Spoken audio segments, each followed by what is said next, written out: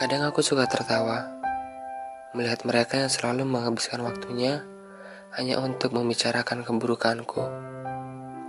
Aku ini siapa? Aku tidak sempurna dan aku bukan Tuhan. Aku hanya hambanya yang penuh dengan kekurangan. Jangan puji aku terlalu berlebihan, karena pujianmu hanya akan aku buang ke tempat sampah. Kadang manusia suka lalai dengan pujian, tapi kritikanmu akan aku simpan di bejana emas, karena itulah yang akan membangun aku menjadi lebih kuat.